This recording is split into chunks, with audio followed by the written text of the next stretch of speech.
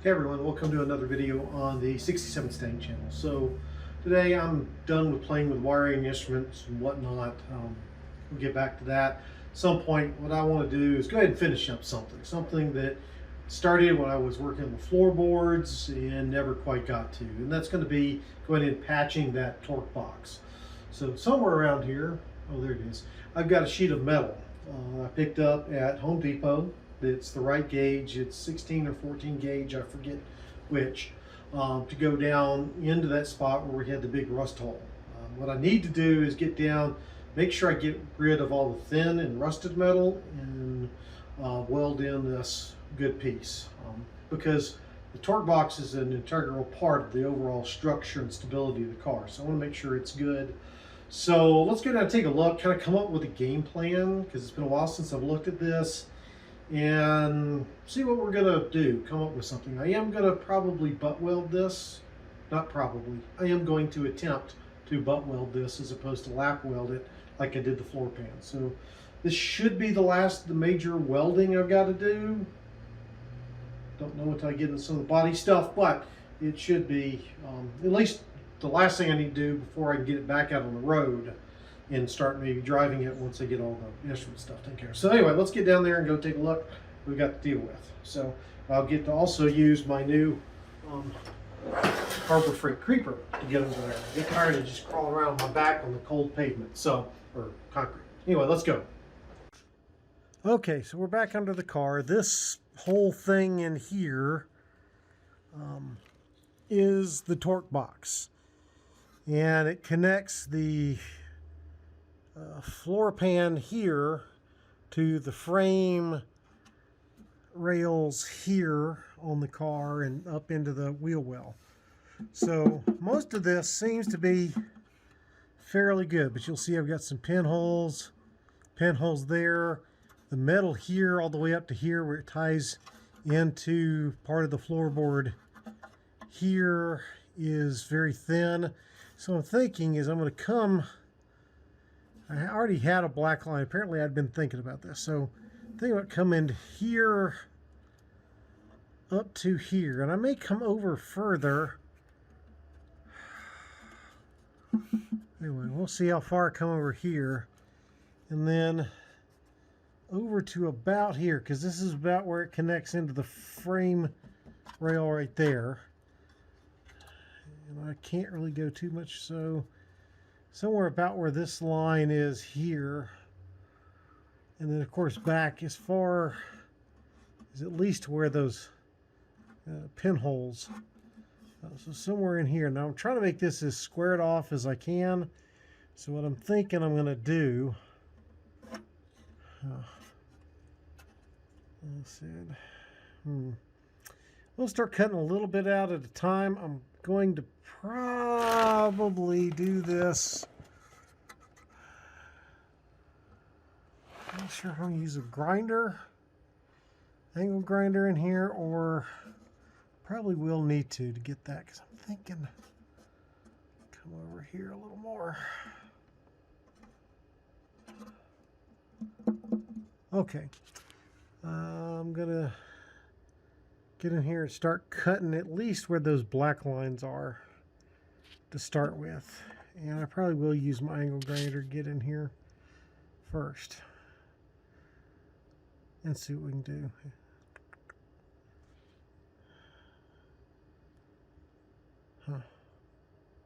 Okay, a little bit of time, we'll see how this works. Time to break out the angle grinder and go at it.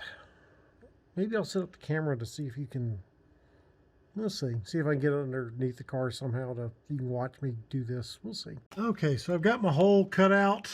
I'm gonna put the patch into. Looks, I got some cleanup to do to even up the edges and all that. I was trying to look up there and see the rust in the torque box.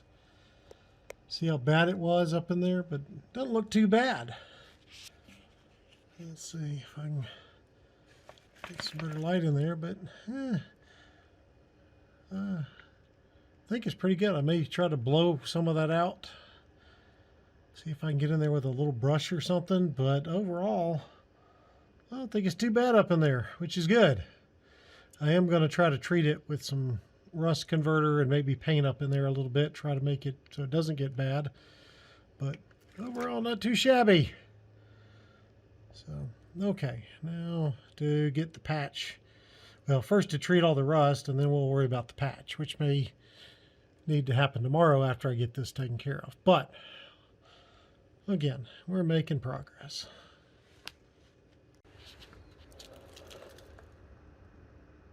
Okay, so we got our hole, I think, cleaned up, ground down pretty good.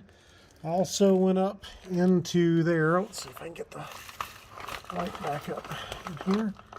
So I went up into the hole. It's hard to see, but I spread in some rust converter, kind of the wetness you see up in there. So I got to let that sit in there for 24 hours or so before I am able to do anything. I'll come back in with some, like, probably Rust-Oleum or something, paint in there to help keep that from rusting anymore. So the rust converter I use, because I was out of the VHT rust converter I usually use, is, as I roll around on my little thing here, is this OSFO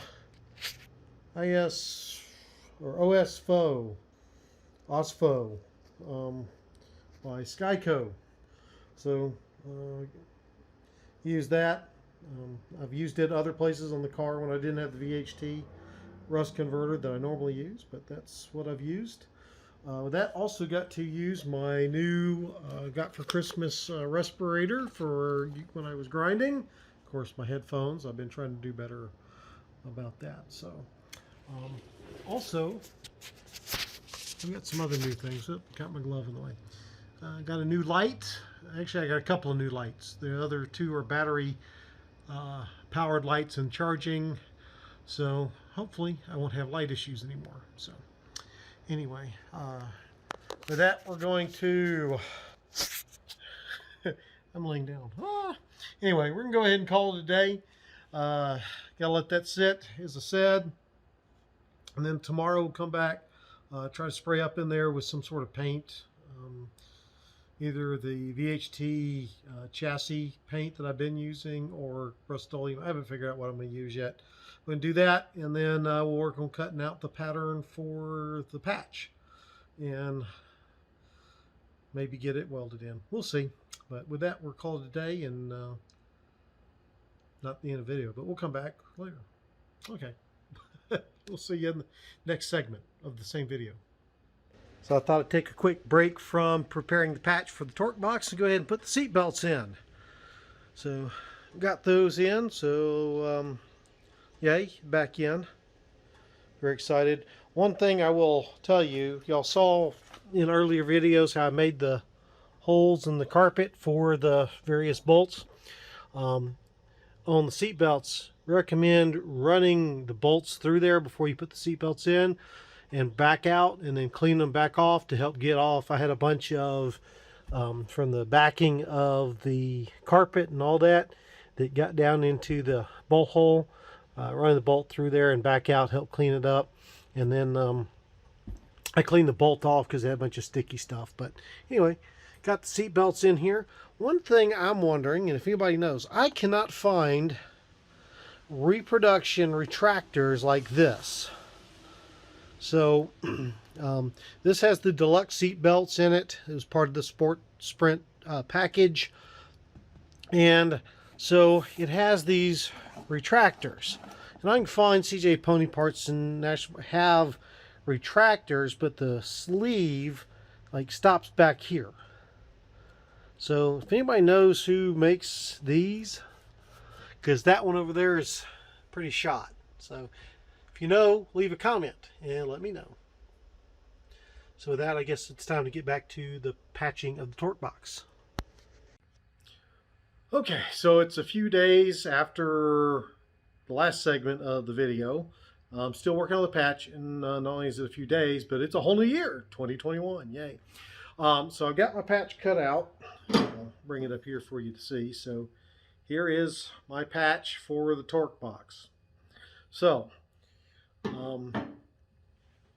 keep in mind, yeah, I did the floor pans and also, but I still consider myself very much a novice on creating patches. I'm sure anybody watching this that has been a body person would agree.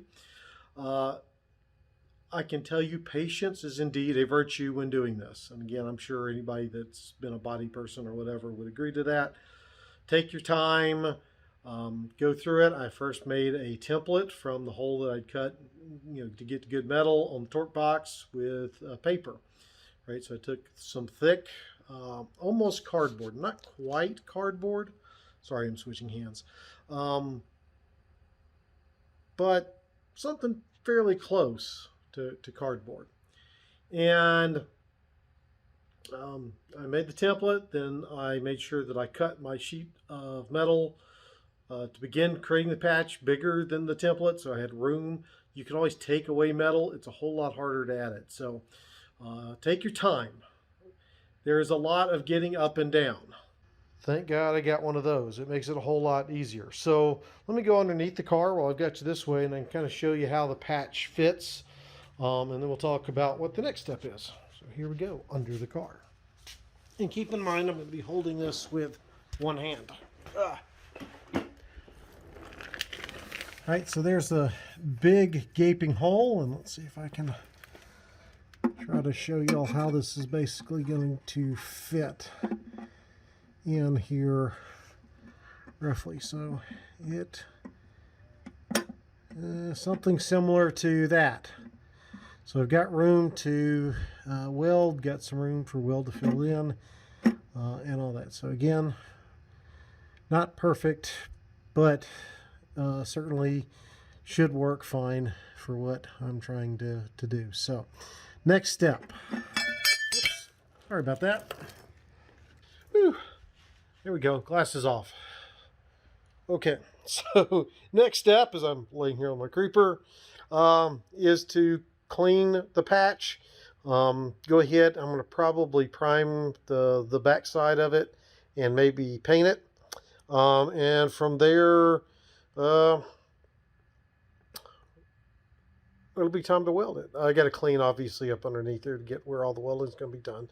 But I'm going to go ahead and get on that, get cleaning and priming and painting, and probably won't shoot you that, but next thing I'll show you probably be when I have it prepped for welding, when I'm going, I got it held in place and all that. So anyway, off to go get things primed and painted.